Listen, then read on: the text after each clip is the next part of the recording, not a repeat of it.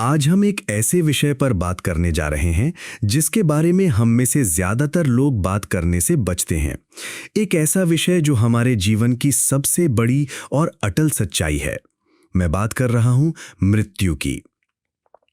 जैसे जैसे जीवन की संध्या ढलती है, शरीर कमजोर होता है, याददाश्त धुंधली होने लगती है और सबसे बड़ा डर मन को घेर लेता है, आगे क्या होगा? क्या ये जीवन का अंत है? क्या मृत्यु के बाद सब कुछ खत्म हो जाएगा? अपनों से बिछड़ने का विचार, जीवन भर के संघर्षों का क्या अर्थ रहा?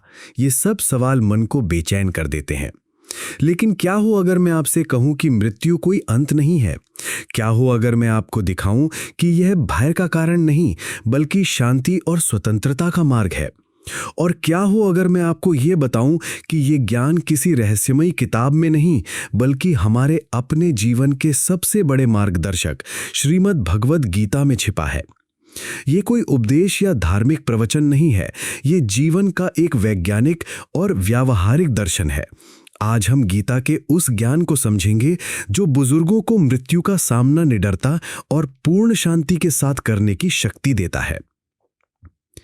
मैं आपको एक कहानी सुनाता हूं जो मेरे दिल के बहुत करीब है। ये कहानी है मेरी दादी की, जिनका नाम था सुभद्रा देवी। 85 वर्ष की आयु में उनका शरीर कई बीमारियों से घिरा था। डॉक्टरों ने कह दिया था कि अब समय बहुत कम है।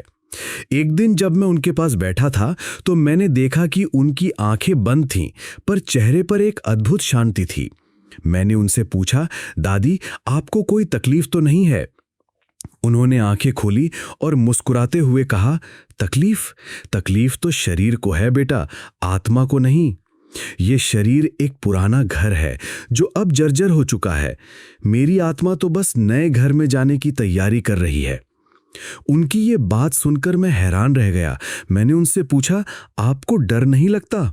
उन्होंने धीरे से मेरा हाथ पकड़ा और बोली, डर तो तब लगता है जब पता ना हो कि कौन कहाँ जा रहा है। मैंने जीवन भर पूजा पाठ और ध्यान किया, पर असली ज्ञान तो गीता से मिला। गीता ने मुझे सिखाया कि मैं ये शरीर नहीं, बल्कि एक अमर आत्मा हूं। ये शरीर तो बस एक वस्त्र है जिसे आत्मा हर बार बदलती है। उनकी ये बात मेरे मन में आज भी गूंजती है। उन्होंने मुझे सिखाया कि गीता केवल कर्मकांड का ग्रंथ नहीं, बल्कि ये आत्मा को पहचानने और मृत्यु को समझने का एक व्यावहारिक विज्ञान है। उनका जीवन इस बात का प्रमाण था कि जब आप मृत्यु को जान लेते हैं तो जीवन जीने का तरीका ही बदल जाता है। 2. गीता का पहला और सबसे महत्वपूर्ण पाठ, देह नहीं आत्मा। गीता का पहला ही अध्याय हमें एक ऐसी सच्चाई से परिचित कराता है जिसे हम बचपन से जानते हैं पर मानते नहीं हैं। हम ये शरीर नहीं हैं।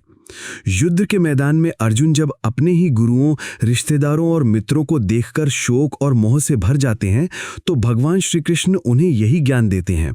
वे अर्जुन से कहते हैं कि तुम्हें उन लोगों के लिए शोक नहीं करना चाहिए जो ना तो जीवित हैं और ना ही मृत, क्योंकि आत्मा कभी मरती नहीं है।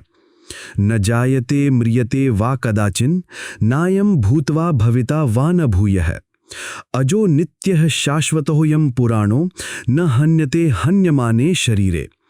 इसका सीधा सा मतलब है कि ये आत्मा न कभी जन्म लेती है और ना कभी मरती है। ये ना तो होकर फिर नहीं होती, क्योंकि ये अजन्मा, नित्य, शाश्वत और पुरातन है। शरीर के मारे जाने पर भी ये नहीं मारी जाती। ये ज्ञान हमें क्या बताता है? ये हमें ये सिखाता है कि हम एक शाश्वत चेतना है। ये शरीर तो बस एक अस्थायी साधन है। जैसे हम पुराने कपड़े उतार के नए पहनते हैं, वैसे ही आत्मा एक पुराने और कमजोर शरीर को छोड़कर एक नए शरीर में प्रवेश करती है। बुढ़ापा हमें इस सच्चाई को सबसे करीब से दिखाता है। जब हमारी आंखें कमजोर होती हैं तो हम ये जान पाते हैं कि देखने वाला ये शरीर नहीं, बल्कि भीतर की चेतना है। जब हमारे हाथ कांपते हैं तो हम ये अनुभव करते हैं कि कार्य करने वाला ये शरीर नहीं, बल्कि भीतर की ऊर्जा है। ये शरीर तो मिट्टी से बना है और एक दिन मिट्टी में ही मिल जाएगा, पर जो इसके भीतर है वो अमर है। यही है गीता का सबसे पहला और सबसे गहरा पाठ। 3. जीवन का चक्र और कर्म का सिद्धांत। गीता हमें जीवन को एक अनंत चक्र के रूप में देखना सिखाती है। ये कोई सीधी रेखा नहीं है जो एक बिंदु पर आकर समाप्त हो जाती है। ये एक गोलाकार चक्र है जहां जन्म और मृत्यु बस 2 पड़ाव हैं। जातस्य ही ध्रुवो मृत्युर ध्रुवम जन्म मृतस्य च तस्माद् अपरिहार्ये अर्थेनत्वं शोचितुम मरहसि। इसका सीधा सा अर्थ है कि जो जन्मा है उसकी मृत्यु निश्चित है और जो मर चुका है उसका पुनर्जन्म निश्चित है। इसलिए इस अटल सत्य के लिए तुम्हें शोक नहीं करना चाहिए। ये ज्ञान हमें मृत्यु के भय से मुक्त करता है। हम मृत्यु को एक दुखद घटना नहीं बल्कि एक स्वाभाविक प्रक्रिया के रूप में देखना शुरू कर देते हैं। ये वैसा ही है जैसे रात के बाद सुबह आती है और पतझड़ के बाद वसंत। और इसी चक्र में सबसे महत्वपूर्ण भूमिका निभाता है हमारा कर्म। गीता कहती है कि हमारा हर कर्म एक बीज की तरह है जिसका फल हमें मिलता है। कर्मण्येवाधिकारस्ते मा फलेषु कदाचन। ये एक ऐसा सिद्धांत है जो बुढ़ापे में सबसे अधिक प्रासंगिक है। जब शरीर थक जाता है तो मन में अक्सर पछतावे आते हैं कि काश मैंने ये कर लिया होता या काश मैंने वो नहीं किया होता। लेकिन गीता हमें सिखाती है कि हम इन बातों में न उलझें। हमारा काम था कर्म करना। फल का निर्धारण हमारे हाथ में नहीं था। ये ज्ञान हमें शांति देता है। ये बताता है कि हमारा कर्म ही हमारी सबसे बड़ी पहचान है। यदि हमने अपने जीवन में ईमानदारी, प्रेम और कर्तव्य के साथ कर्म किया है तो हमें किसी भी चीज से डरने की आवश्यकता नहीं है। हमारा कर्म ही हमारी विरासत है। तो ये ज्ञान हमें व्यवहार में कैसे मदद कर सकता है? बुढ़ापे में हम इस ज्ञान को कैसे लागू कर सकते हैं? 1. भय को स्वीकार करें पर उस पर हावी न होने दें। यह सोचना कि मुझे मृत्यु का डर बिल्कुल नहीं है एक झूठ हो सकता है। डर एक मानवीय भावना है, लेकिन गीता हमें सिखाती है कि हम इस डर को पहचानें और फिर इसे शांत करें। जैसे एक शांत झील में आप पत्थर फेंकते हैं तो कुछ देर हलचल होती है, फिर सब शांत हो जाता है। वैसे ही अपने डर को स्वीकार करें और फिर उसे जाने दें। 2. वर्तमान में जिएं और कृतज्ञता का अभ्यास करें। हम अक्सर अतीत के पछतावे या भविष्य की चिंताओं में खोए रहते हैं। गीता हमें वर्तमान में जीने का महत्व सिखाती है। हर पल को एक वरदान माने। आज का दिन, आज की सुबह, आपके पोते पोतियों की हंसी, ये सब अनमोल हैं।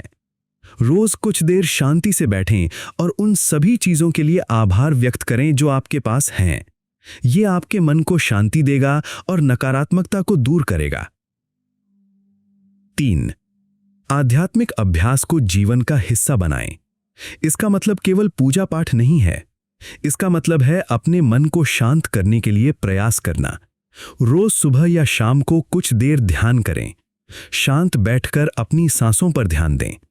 ये आपकी आत्मा को बल देगा और आपको अपने भीतर की शांति से जोड़ेगा। गीता में कहा गया है कि आत्मज्ञान ही सबसे बड़ा ज्ञान है और ध्यान इसका सबसे सीधा मार्ग है। 4. मोह को छोड़ें। बुढ़ापे में मोह सबसे बड़ा बंधन बन जाता है। अपनों से बिछड़ने का मोह, अपनी संपत्ति का मोह, अपने जीवन के पुराने गौरव का मोह। गीता कहती है कि ये सब कुछ क्षणभंगुर है।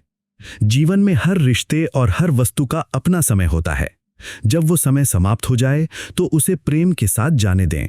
ये त्याग आपको हल्का महसूस कराएगा और आपको सच्ची स्वतंत्रता देगा। 5. अपनी अंतिम यात्रा की तैयारी करें।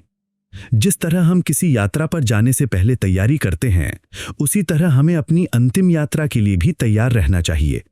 ये तैयारी सामान जोड़ने की नहीं, बल्कि मन को हल्का करने की है। अपने मन को शांत करें, अपने रिश्तों को मधुर बनाएं और यदि किसी से कोई शिकायत है तो उसे माफ कर दें। ये आपको एक स्वच्छ और शांतिपूर्ण मन के साथ जाने का अवसर देगा। क्या आपने कभी सोचा है कि एक शांत और निडर मृत्यु का क्या महत्व है? ये हमें ये सिखाता है कि जीवन एक पूर्ण चक्र है। एक शांत मृत्यु इस बात का प्रमाण है कि हमने अपना जीवन पूर्णता और प्रेम के साथ जिया है। ये हमारी आने वाली पीढ़ी के लिए एक आदर्श है जो उन्हें भी मृत्यु के भय से मुक्त होने की प्रेरणा देता है।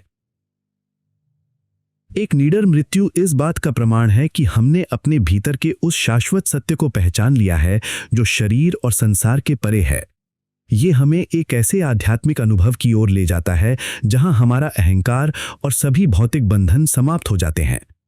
ये हमें विनम्र बनाता है। जब हम अपनी मृत्यु को स्वीकार करते हैं तो हमें ये एहसास होता है कि हम इस विशाल ब्रह्मांड का केवल एक छोटा सा हिस्सा हैं। ये हमें अहंकार से मुक्त करता है। और सबसे महत्वपूर्ण बात, ये हमें शांति देता है। एक ऐसी शांति जो किसी बाहरी चीज पर निर्भर नहीं करती, एक ऐसी शांति जो हमारे भीतर की होती है। मेरे प्यारे दोस्तों और बुजुर्गों, मृत्यु हमारे जीवन का अंत नहीं बल्कि हमारे शरीर का अंत है। ये हमारे जीवन की सबसे बड़ी सच्चाई है जिसे डर के साथ नहीं बल्कि प्रेम और शांति के साथ स्वीकार करना चाहिए। गीता हमें सिखाती है कि हम इस यात्रा को भय के साथ नहीं बल्कि आत्मविश्वास के साथ पूरा करें। इसे एक उत्सव की तरह स्वीकार करें, एक ऐसी यात्रा जो हमें हमारी अमर आत्मा से मिलाती है। जब मृत्यु आए तो उसे एक पुराने मित्र की तरह स्वीकार करें जो आपको एक नए उज्जवल सफर पर ले जाने आया है।